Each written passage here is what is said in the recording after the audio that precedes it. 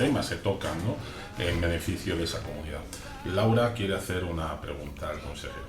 Sí, bueno, aprovechando la lista que nos has dado de la cantidad de cosas que se hacen, por ejemplo, si yo fuera un joven emprendedor que vengo a México y quisiera tomar uno de los cursos que estabas mencionando, ¿dónde podría acceder a esa información y dónde podría a lo mejor inscribirme?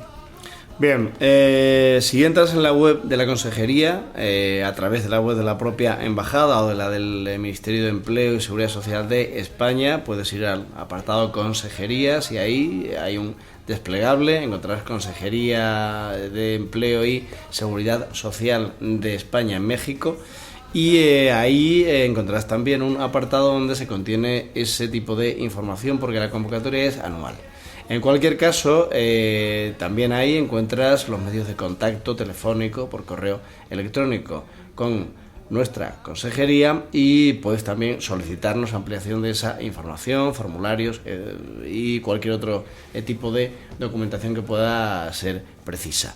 Además de todo ello, por supuesto, las personas que residen en el DF o visitan la ciudad, lo que pueden hacer es pasar personalmente, si quieren, por aquí por Galileo 84 y obtener toda esa información, la documentación correspondiente, y asimismo entregar o registrar su solicitud de participación en este tipo de cursos. Hay que decir que estos cursos, que están patrocinados y financiados por el Ministerio de Empleo y Seguridad Social, son materialmente organizados por entidades formativas especializadas que se presentan a un concurso público para poder hacer ese tipo de actividad. Finalmente son ellos los que luego realizan el proceso selectivo en función del momento en que llegan las solicitudes de los candidatos. Ah, perfecto. Estupendo. También comentabas antes que, si no entendí mal, que tanto empresas españolas como mexicanas que estaban en contacto con vosotros revisabais los contratos o facilitabais contratos o contratar gente a lo mejor que son mexicanos que están aquí o que a lo mejor son españoles acorde a los lineamientos. No entendí muy bien eso, si lo podías a lo mejor explicar. Bueno, lo que hay es que cuando alguna empresa mexicana solicita trabajadores españoles, lo que nosotros hacemos es que si la empresa mexicana se dirige a la Embajada de España, nos encargamos de controlar que esa oferta de empleo sea legal, es decir, que se cumplan todas las exigencias de la legislación mexicana, porque en ese caso son ofertas para prestar servicios laborales en México, que garanticen que los contratos laborales son legales y que los derechos de protección social también están plenamente garantizados. Es decir, que si una empresa pretende que haya trabajadores españoles, es cierto que hay muchas veces empresas mexicanas que solicitan trabajadores españoles de cualquier rubro porque confían mucho en la calidad de la formación del trabajador español. Correcto. Y lo que quieren es que sea un proceso de selección que tenga la garantía de haber pasado por la consejería. En tal caso, como es lógico, exigimos que se cumplan todos los requisitos legales de contratación y de protección social. Lo que se hace es checar que esa oferta obedece a una actividad que es realmente interesante y que además de eso cumple todas las prescripciones legales exigibles en México. Pasado ese filtro, nosotros podemos derivar esa oferta incluso al Servicio de Empleo Público Español, que la difunde en todo el país para que si hay españoles interesados en responder, pues puedan tomar esa opción y venir a trabajar a México con ese tipo de empresas. Ah, mira. Estupendo.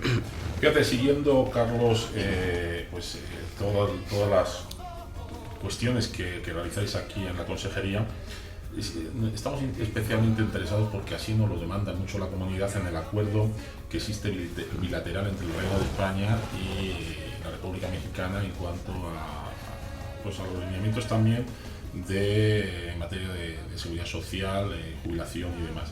Si nos podías ampliar un poquito cómo un español que trabaja aquí durante unos años le vale o no le vale la cotización que haga aquí si se retorna a España, o a la inversa, es decir, un mexicano que trabaje en España y que vuelva a su país, en este caso a México, y haya cotizado en España, le vale aquí esa prestación para la jubilación. Sí, claro. Estamos hablando del Convenio Hispano-Mexicano de Seguridad Social. Es un convenio que, ya digo, se firmó en el año 95 y desde entonces lo que garantiza es el derecho de españoles y mexicanos a trabajar en cada uno de estos dos países, manteniendo sus cotizaciones de seguridad social a cada uno de esos sistemas, de forma que aunque luego te marches de uno de esos países y retornes al otro, mantienes todas las cotizaciones que hayas hecho y además el tiempo de cotización en ambos países se suma para determinar el derecho a pensión. Si uno finalmente pues llega a la edad de jubilación, lo que hace, independientemente de cuál sea el país en el que viva, España o México, es presentar en ese país, si se jubila en España, lo hará ante el Instituto Nacional de la Seguridad Social, y si se jubila en México, lo va a hacer ante el Instituto Mexicano del Seguro Social. Al presentar esa solicitud, la entidad nacional que lo recibe dicta una resolución y le reconoce el derecho a pensión de acuerdo con las cotizaciones hechas en ese país. Y luego le envía el expediente al otro país para que su entidad nacional de seguridad social dicte otra resolución en la que reconozca la parte de pensión de acuerdo con las cotizaciones registradas en el país en el que ya no se reside. Con todo eso se obtienen dos resoluciones que sirven para reconocer el derecho a pensión en ambos países y para cobrar independientemente de cuál sea el país de residencia. Si se ha cotizado de forma mayoritaria en México o en España, uno puede residir en cualquiera de los dos países y pedir que se le paguen ambas pensiones en el que queda con residencia definitiva. Y se percibe mensualmente sin ninguna dificultad y ya digo que funciona de forma absolutamente perfecta en los últimos 20 años, con lo cual es un instrumento muy práctico para conservar el derecho a las cotizaciones y a las prestaciones derivadas de ellas. Te quería preguntar una cuestión. ¿Hay mucha gente que cobra la pensión aquí en España? ¿Hay un número aproximado, si se puede decir, de que están?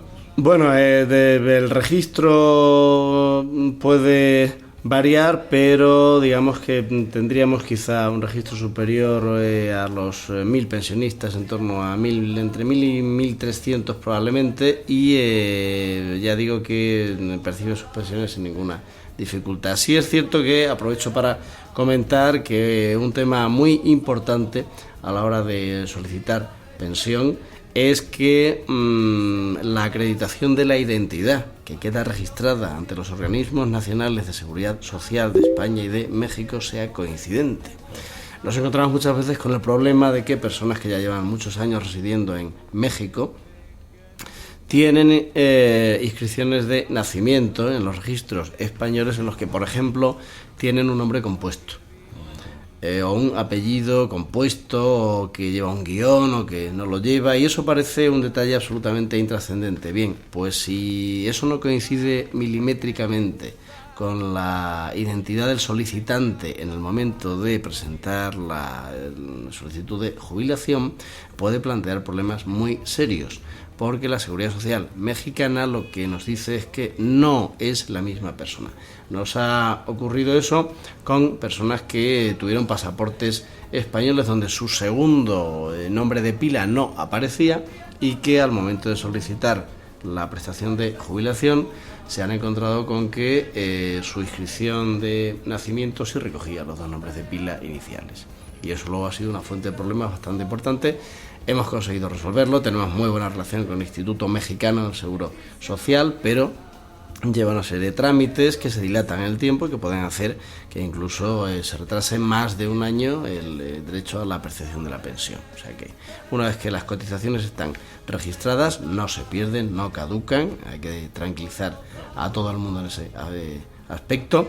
Y lo que sí es importante también es que se tenga periódicamente la precaución de pedir tanto a la Seguridad Social de México como a la de España la vida laboral del trabajador o el informe de semanas cotizadas, que es el que emite el Instituto Mexicano del Seguro Social.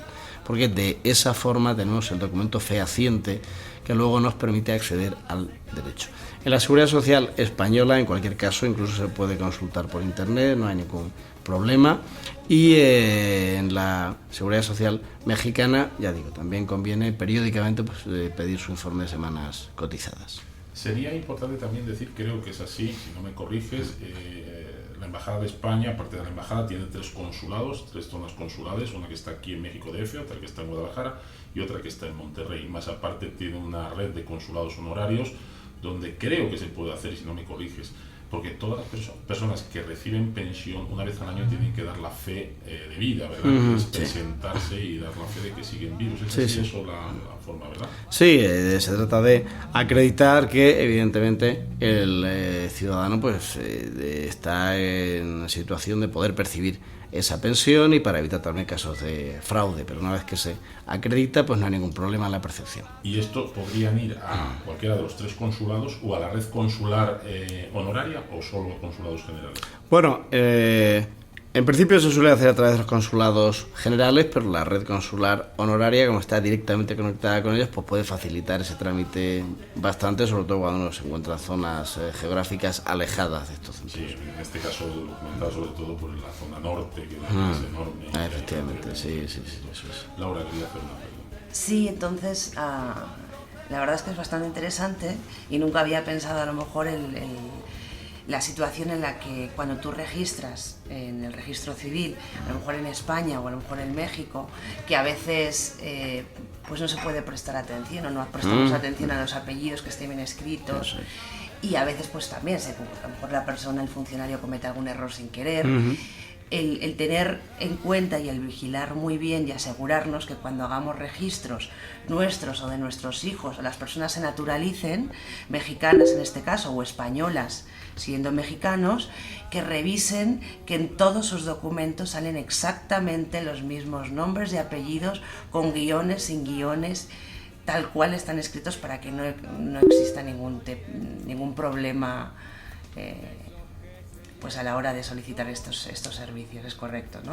Correcto, eso es esencial, que haya identidad absoluta, porque va a facilitar mucho el proceso de solicitud y el proceso de obtención de la pensión. Ya digo que en casos en los que se ha omitido alguno de los nombres de pila o ha habido alguna variación, por mínima que sea, entre la inscripción original y entre la documentación que se presenta a la Autoridad de Seguridad Social mexicana, su argumento jurídico es: no podemos pagarle la prestación a esta persona porque no sabemos si es quien dice ser. Por lo tanto, hay que iniciar todo un proceso de acreditación legal de esa identidad, que se puede dilatar bastante en el tiempo. Por ejemplo, en el acta de nacimiento española, ahora no sé, porque luego van cambiando un poquito las leyes y hace muchos años que estoy fuera, ¿no? Pero en el acta de nacimiento o en el registro civil, los apellidos, el primero y el segundo, están divididos por una Y. Por ejemplo, en mi caso es Gil y González. ¿Hay algún tipo de impedimento, ha habido algún tipo de problema a la hora de reconocer eso en México? Porque en México no están divididos por una Y.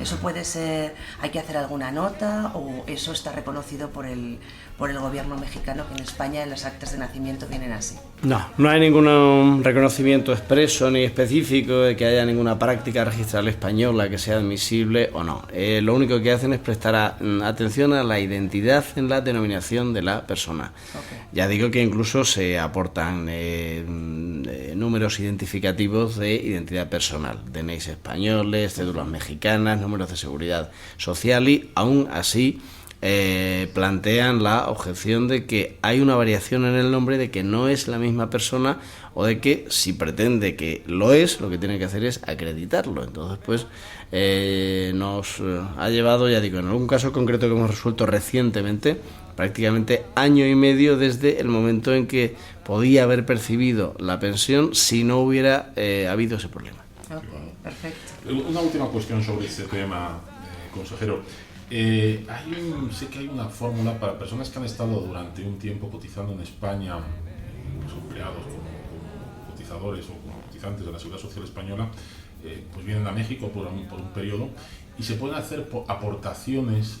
Hay un programa, no sé cómo se llama, donde puedes pagar trimestralmente una cantidad y eso te suma para tener tu jubilación, sobre todo en personas que a lo mejor tienen ya más de 40 o 50 años, ¿no? Es así. Bueno, eso es lo que llamamos un convenio especial de seguridad social.